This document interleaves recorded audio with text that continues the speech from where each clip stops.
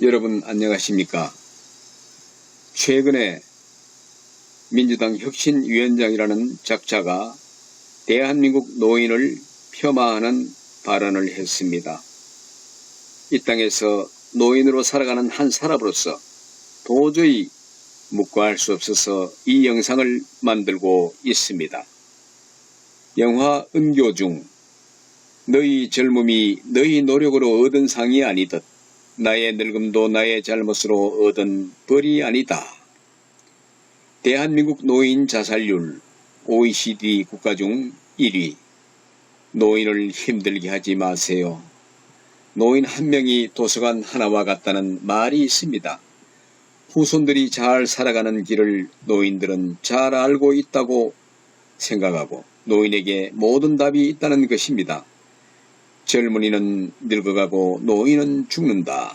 예로부터 우리는 어른을 공경하고 존중하는 것은 결국 그 자손이 잘 사는 길이 거기에 있기 때문이라고 생각했기 때문입니다. 노인을 어르신이라고 합니다. 그만큼 어르신들은 대접을 받아야 하기 때문입니다. 이 땅의 어르신들은 배고픈 서름을 자손들에게 물려주지 않기 위해서 허리띠를 졸라매고 오늘을 만들어 놓았습니다. 자유와 민주만이 살 길이라는 기치 아래 수억 건 목숨 바쳐 만들어 놓은 우리 대한민국에서 어르신들이 대우를 받지 못한다는 것은 참으로 한심한 일입니다.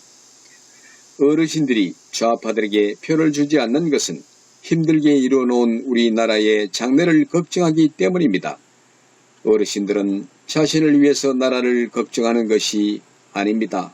후손들을 위한 길입니다. 자손 만대에 걸쳐서 참다운 나라 건설을 위해서 선택하는 것입니다. 그럼에도 불구하고 젊은이들은 노인들의 이익을 위해서 투표한다고 생각하는 그런 몰상식한 인간들이 있습니다. 여성에 따라 투표권 행사해야. 여러분들 신문 기사에 나온 것들을 그대로 보여드리겠습니다. 더불어민주당 혁신위원장을 맡고 있는 김은경 한국외대 법학전문대학원 교수가 또다시 부적절한 발언으로 파문을 불러왔습니다. 청년층과의 좌담에서 남은 수명에 따라 투표권을 행사하는 게 합리적이라는 취지의 말을 한 것입니다. 그는 아들과의 과거 대화를 소개하며 자기 나이로부터 여명까지 비례적으로 투표해야 한다는 게 자기 아들 생각이었다며 되게 합리적이지 않느냐고 말했습니다. 왜 미래가 짧은 분들이 1대1로 표결해야 하나라는 말도 부연했습니다. 여생이 짧은 노인은 자신의 생애만 생각한 단견을 갖고 투표한 것이라는 의미를 담고 있으니 여론의 질타를 받는 게 마땅하다. 노인은 자신의 생애만 생각한 단견이다.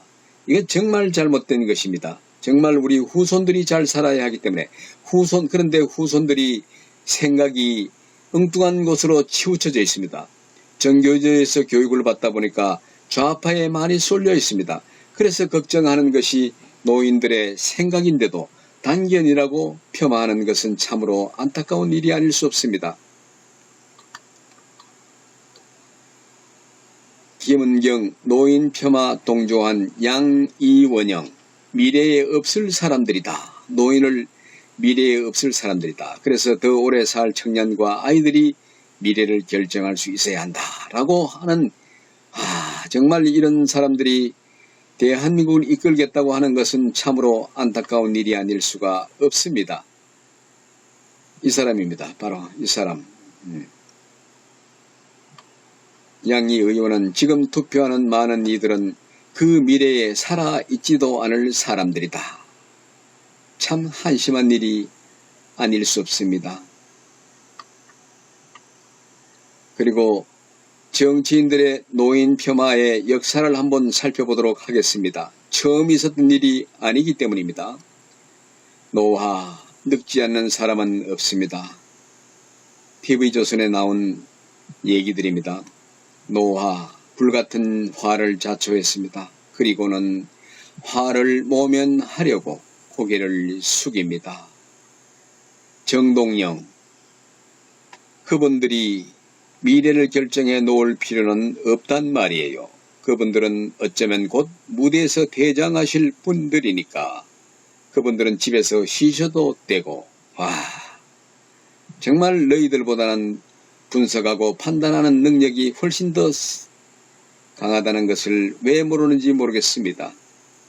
유시민, 50대 접어들게 되면 죽어나가는 세포가 새로 생기는 뇌세포보다 많다. 사람이 멍청해집니다. 그 노인이 멍청해진다는 얘기입니다. 안타깝습니다. 김용민 민주통합당 후보였습니다. 무례하고 저속한 언어로 막말제족이란 별명을 얻은 장본인. 노인네들이 시청역에 오지 못하도록 에스컬레이터와 엘리베이터를 모두 없애버리자. 참 안타깝습니다. 노인네들 다리를 부러뜨리겠다는 겁니까? 노인네들이 시청역에 오지 못하도록 에스컬레이터와 엘리베이터를 모두 없애버리자. 서른. 누가 보더라도 대한민국에 있는 누구라도 79세면 가셔서 쉬셔야지 왜 일을 하시려 듭니까? 서른 당시 새정치민주연합회 의원이 잔이 윤 관광공사 상임감사에게 한 말입니다. 설 의원은 청년 얘기를 한 것뿐이라며 노인들의 사과 요구를 거부했습니다. 한심한 일이죠. 정말 이런 사람들이 지금 정치를 하고 있습니다. 우리는 이런 사람들을 보면서 무슨 생각을 해야 할까요? 어떻게 해야 할까요? 대한민국 국민으로서 가진 투표 권리를 막기 위해 부모님 여행을 보내드린다는 불효자. 서울시장 후보의 멘토 교수는 진짜 효자라고 축혀 세웁니다. 집에 앉은 노인. 뒷방 늙은이다 이런 얘기죠. 문재인. 잘 알죠. 문재인 누군지 잘 알죠. 어르신 세대들은 박근혜 정부에 대해서 잘한다고 지지하고 있잖아요.